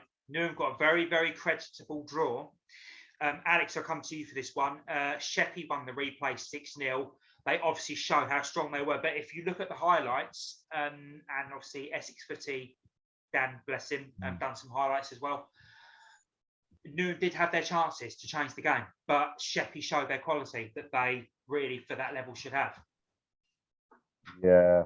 Are they? I thought they were the same level, weren't they? No, they went up. to Isthmian South East. They finished. I think they won the Sutton County Okay. East. Yeah. Okay, yeah, I was surprised when I saw the result because I thought, I by my own admission, I don't know too much about Sheffield, but They've got I saw the 3-3. Yeah, I saw the following in that down there. 3-3. They've got a last-minute equaliser in the first game, Yes. Sheffield. I mean, and do you know what? That's sometimes the difference between step 4 and 5. That they've got the coaches, the setup, and everything else to implement what went on in that first game and put it right in the second game. And by the result, that looks like what they did. But Athletic Newham are a good side. I said it last year on the show. You know, the boy they got up front is a monster. Really, he's phenomenal. So I'm surprised they never scored. I don't know if he played, but I'm surprised they never scored because they always score, don't they? A good result for Sheffield, and I'm sure they're pleased to be in the next round. Definitely. So as a result, we got the preliminary round this weekend. We're just going to preview some of the ties involved in our clubs. We'd love to do this for the FA Cup. It's Barking versus Leighton Town. Leighton from the Spartan South Midlands League at Maysbrook Park. Barking have had a bit of an indifferent start, haven't they? Because they start off beating Halstead. And obviously they had the win against Coggeshall, and then they lost 2-0 at Ilford on Monday night. So it's Barking will fancy their chances at home on their pitch, though, I think. Yeah, agree with that. I mean, yeah, I just think getting beat by Ilford, they've just fallen foul to what most teams fall foul to. You know what I mean? Just that midweek game and just been caught out and just that inconsistency. I just think it's so hard to avoid because the teams are so good, you know. Yeah, the teams are so good, and it can happen. It's just how you recover from it, you know. Like I said, if you do have the, you know, if you are aiming to be up the top in the league and you do get a loss, then it's really how you react over the next 3 or 4 games, you know. And I'm sure Barking will right them wrongs and go on a little bit of a run because they've certainly got the squad and the facilities at home, like you said, to do that. So it'll be interesting to see how they respond to that loss, really. Definitely. I think they will respond as well. Would you agree, Martin? Yeah. No, I'll take the echo what Alex says there. I really do. But I just want to say we've got a new listener tonight, Ed. My sister, my older sister, just sent me a text. Which one? Yeah, just the older one. And so just heard my shout out on your radio show. Thank you. Still send me the recordings because I will bore everybody over the weekend with the replay of my message. That's all right. She can watch the YouTube video. That's fine. Yeah, I should have said that back. Yeah. But like me, technology, I'm not very good. I'm not, honestly. Now, the next 2 ties are my ties of the round, personally, because I think these will be very interesting. The first one is FC Clapton. Now, they're at home to East Thurrock United of the Isthmian North. Now, Alex, East Thurrock have not started life with the Isthmian North well. So, for Clapton, this could be a really good opportunity. I think so. Good time to play them. You know, but I think also, you know, I know Mark and Liam fairly well. You know, they'll use the cup to kickstart their season without a doubt. So it makes for a really big tie, doesn't it? You know, I think Clapton beat. You say Clapton or Clapton? FC Clapton, yeah. Yeah, I think they beat Buckerstill the other night as well, didn't they? So, you know, which ain't easy to do. So, yeah, I think it'd be a good game. It'd be a good game. East Thurrock will look to kickstart their season, and FC Clapton will look to build on their win. So, I think that'll be a good tie. That. Yeah, I think it really will be. I think, Martin, considering what we just said there, I think we could be in for an absolute classic. Oh, I love. Is this the FA Cup? All these games in the FA Cup? Yeah. Yeah, I love the FA Cup from the early, like the round, you know, you're involved with, and right through to the final. It's the best cup tournament in the world. It really is, and for these guys as well, you know, to be involved with the FA Cup, that not a low level, but you know what I mean, to starting off in the FA Cup, it's fantastic, absolutely fantastic, and look forward to a few really tasty games coming up. Yeah, I think it's going to be very, very, very intriguing. I think so. We're gonna watch that one with interest. And personally, I think this is also my tie of the round, an all ESL tie at Cricklefield between Ilford and Enfield, who have both started the season really, really well. And Ilford have shown they can score goals, same as Enfield, but they can concede. But I think we're in for one heck of a cup tie, Alex. No, I agree. It's going to make for a really, really good game. I mean, I've not seen Ilford play yet. I've seen some highlights when they played Silverdraft, but we played Enfield ourselves in pre-season, and they're at it this year. They really are at it. So it makes for a good game. Again, it's a cup tie, so Ilford at home, right? Yes. You said Cricklefield, yeah. I mean, Ilford at home. Anything can happen in this cup, and Martin's absolutely spot on. That's what makes this cup fantastic. Even at the early rounds at our level, like there can be upsets, and then that's carried right the way through to the third, fourth, fifth round of the FA Cup. Upsets galore, and that's what makes it great. But Enfield will want to win, but ain't going to be easy over there. That ain't going to be an easy game. Also, think Enfield. I think they were disappointed with themselves last season. They were one of the front runners in my. I mean, they've got James, the goalkeeper, lives opposite me and speaks to him on a regular basis. And I think the whole club, generally, were disappointed where they finished and not getting promotion. But as you rightly say, Alex, they're up for it. I think they're really up for it this season. Yeah, 100%. I think what they'll be judged on is what really they learned from last year. Do you know what I mean? Okay, they were disappointed, but it's now how they use that disappointment to push on again this year. And they've certainly made a great start. And, obviously massively fond of the club as well, myself. And yeah, I hope they do well this year. They are the team I'm rooting for, really. I hope they do well up there. Yeah. Is there not a better? I don't know if that's the right word, but when a good player becomes available, obviously I'm not talking about paying a player. There's all the clubs that will go for, it suit us. Just try and get him, because what I see on Twitter, if you like, and player becomes available, bang, they're snapped up. Next time they sign for someone, I thought, blimey, So is there like a number of clubs going for one player or two or three players, or the other way? Some players advertise themselves on Twitter. I've just left this club, anyone available. And the replies I see, the clubs are straight in there, So it must be difficult to sign players. It's especially tough. Alex, I just thought that, especially where you're based as well. Yeah, it can be tough.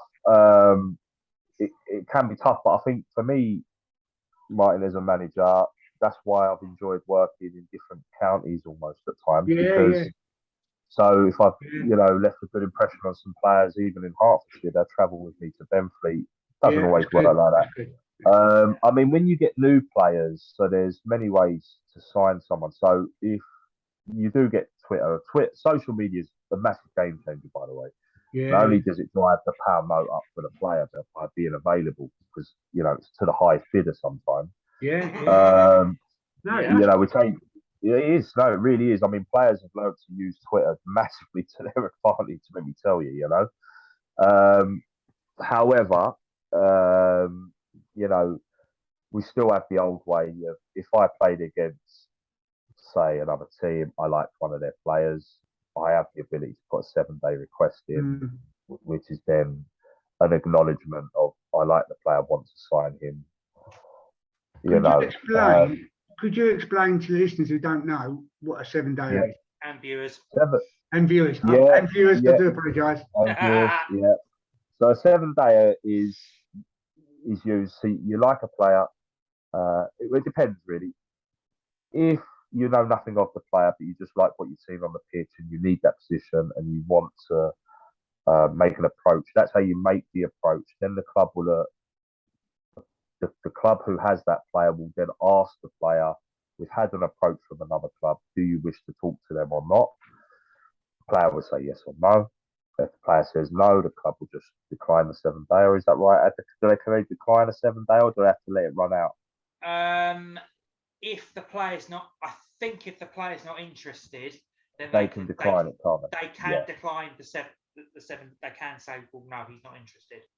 Yeah, and then if the player says yes, then that allows the talks to happen. You know, and then you talk to the player. It gives you permission to talk to them. And if go on, Ed. Although I do think even if say you was playing for me and someone coming for you and you weren't interested, I could tell them, the other team, that yeah, he's not interested. But where they put the 7-day after the 8th, or after the 7th day, on the 8th day, they could still legally say, Alex, do you want to join us? You could basically tell them, you know, yeah. There is a way around that. But, yeah. Okay, so what is a 7-day? So this particular player said yes, 7-day.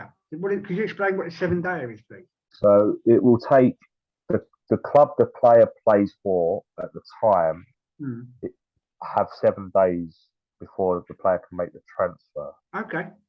Yeah. So they can, if a club is like, look, we have no use for the player. So if it's a case of the player's not playing for that team and you put a 7-day in, most clubs will turn around and go, they'll waive it. Yeah. They'll say, yeah, he can leave because we're not using him. There's no need to wait. There's no need to wait to make the club wait 7 days for the transfer, which is helpful. But there are some clubs that if you're in the same league and you're going to someone, they will make you wait 7 days, you know.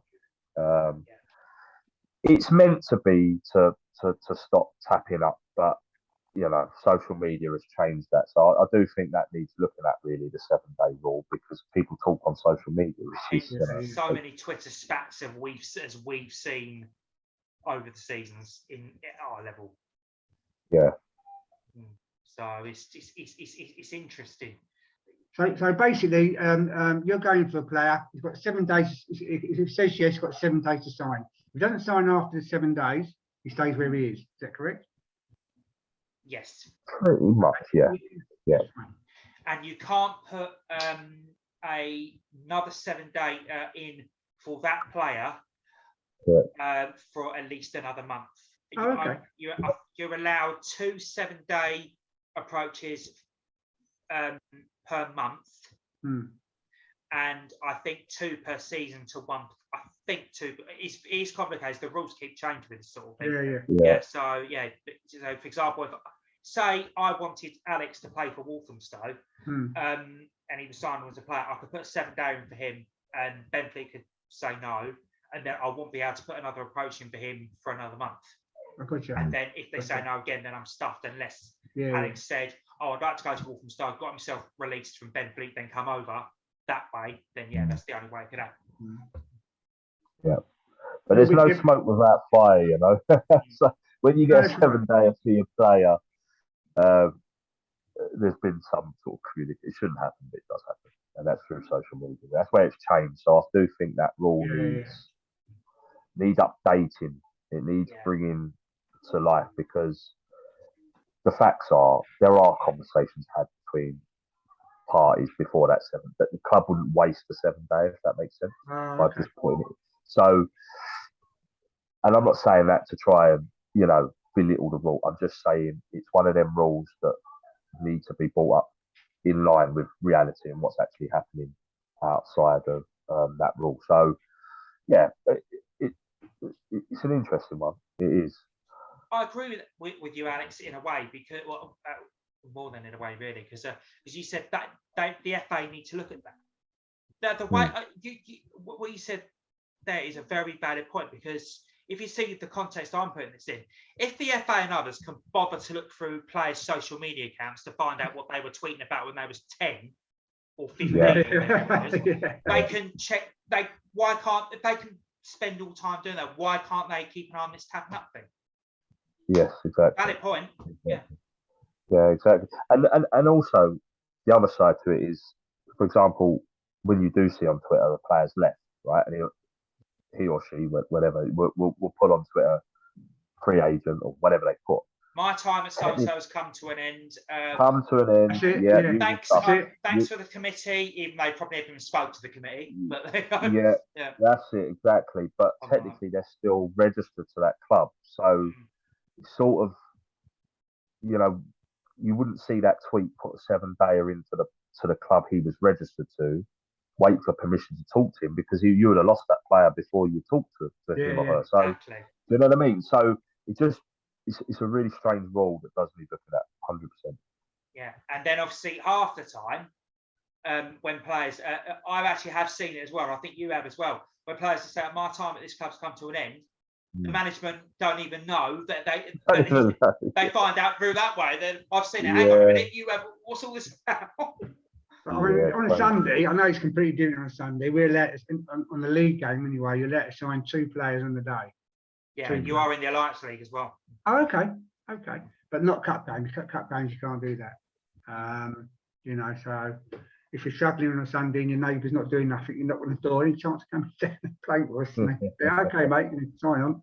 I bet you've done that, haven't you? I have done it. Yeah, no, I have done it. Yeah, must admit. Yeah. What'd you do? Sign yourself? I'm the first one on. Listen, I actually signed on again this season. I have. Oh, for God's sake, really? No, I have. Yeah, yeah. Well, the ripe old age of 73, or where it is. Well, don't go by looks. Listen. But no, sorry. Listen, I love it. You know what I mean? I actually love it, and you know. You know what he's trying to do? He's trying to get a what do you call it? A trial for Tottenham. He wants to be the oldest player. That's a true story. What? As a kid, I was quite good as a kid. Was it? 15, and I had a chance. It's a square at Cheshunt, the old ground at Cheshunt. I had a chance with Tottenham, and a little bit nervous, obviously, and I knew it weren't going well after about 15 minutes. And it's a true story of it. The ball's coming to me. I've lobbed, but I've tried to do a back pass. And I've lobbed it out, the keeper coming towards me. And I lobbed the ball over the keeper, scored an own goal. So from that 5th, and I thought, I ain't going to get signed here. But I'll sign somewhere else. But yes, I did have a shot with Tottenham, but it didn't go too well, actually. It didn't go too well. Yeah. And we're obviously going back to talk about the FA Cup, couple more ties. Southend Manor versus Shepherd Town and Campton. Tough one for Southend Manor. They're playing 2 teams, but yeah, that'll be a tough game for them because Shepherd have come up and started quite well in the Southern League, in the Spartan League. I think with Manor, James is going to need a response because they got thrashed 7-1 by Saffron Walden. Yeah. And it sounded like a very wounded Saffron Walden from losing 2-0 last week to Stanway in the Senior League. So, tough one for them. But I think James has got a very good, settled, stable squad there, and he's capable of putting off a result.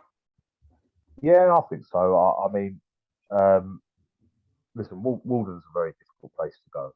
It really is, really old-fashioned. They get a good crowd there as well, don't they? Especially midweek. Brilliant. They're brilliant, Mark. They're absolute. You go there. It's a real.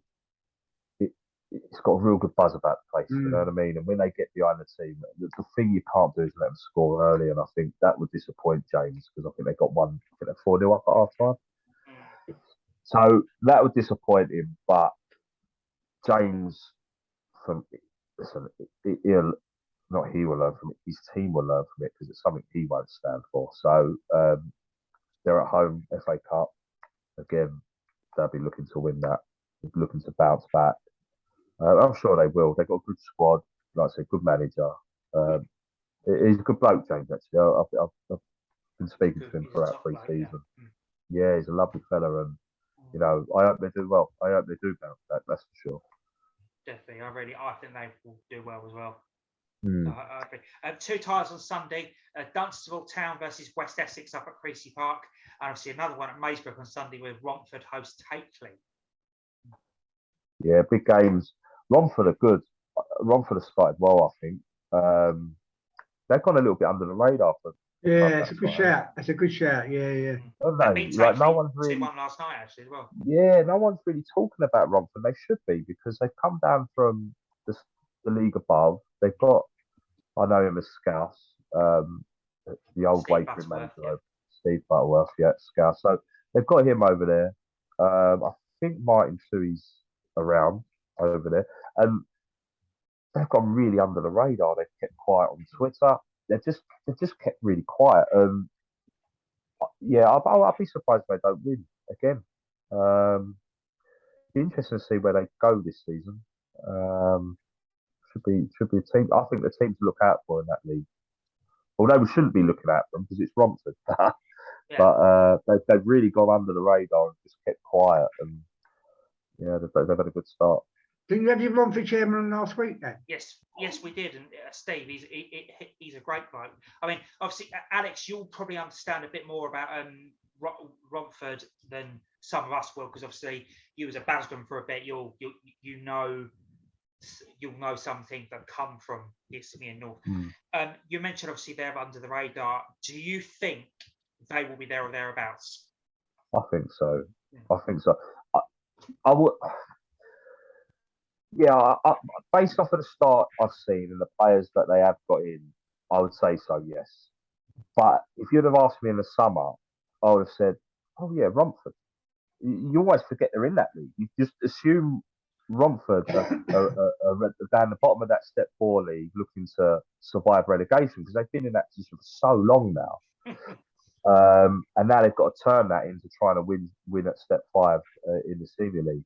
But yeah, they've got to a good start. I think they'll be there, mate. I do. I think they'll be up there with Barking as well, Waldens and the likes of them. Be interesting. I think it will be really interesting.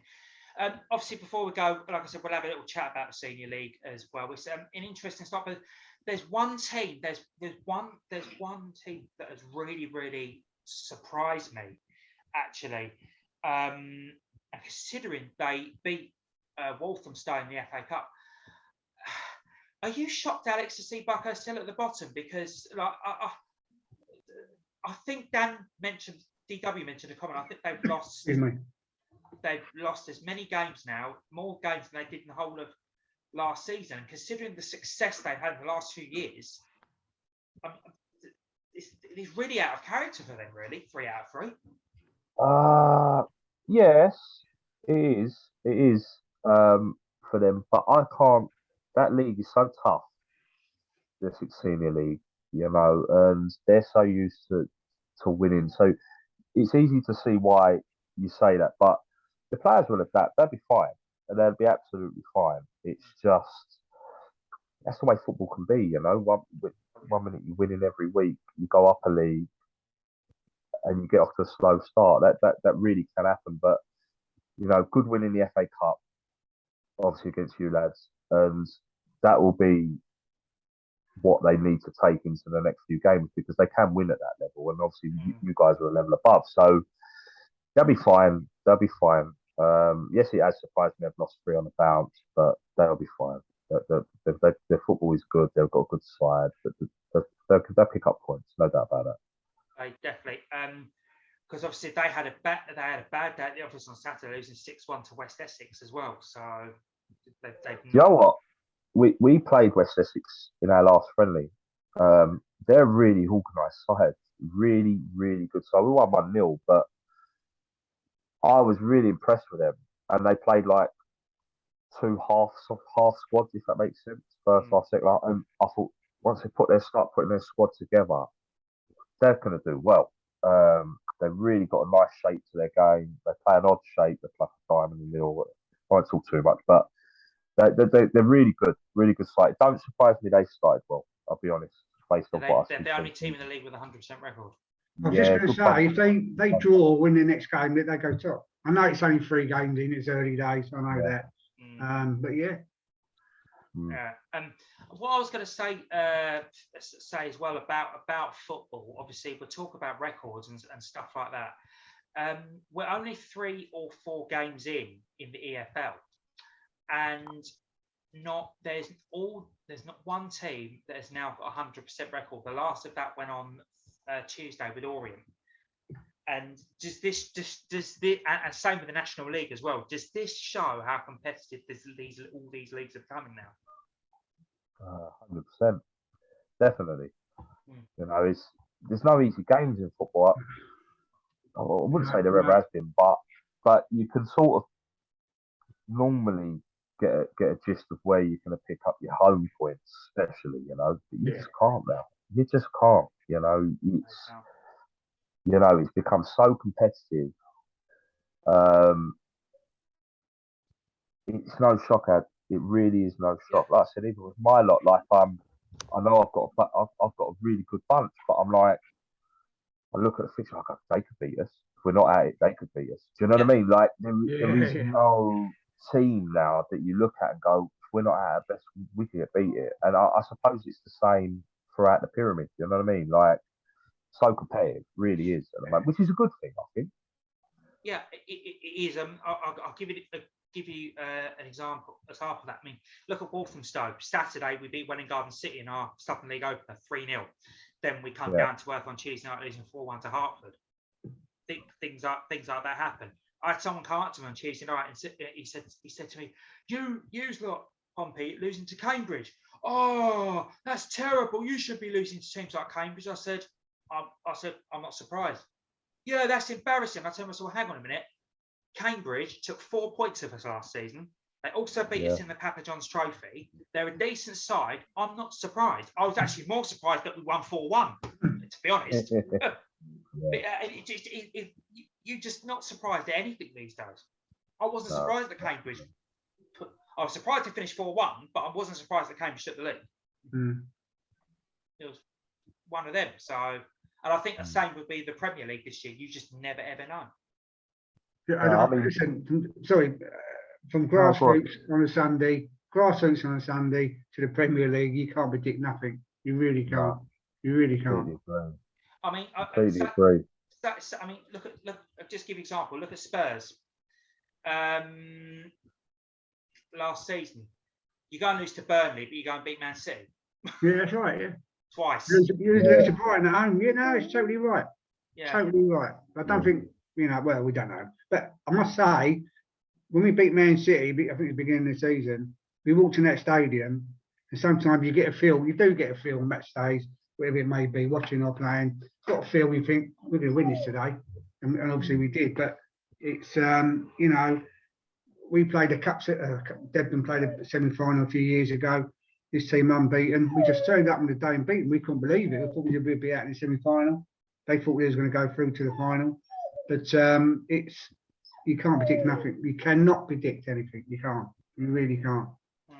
I'd like to welcome our other guest, the dog, to the GFS. Yeah. So this is Jessie. Sorry. And you know, she's trying to get out. The wife's disappeared somewhere. There she is. Yeah. And no, she's gone out there. That's Jessie.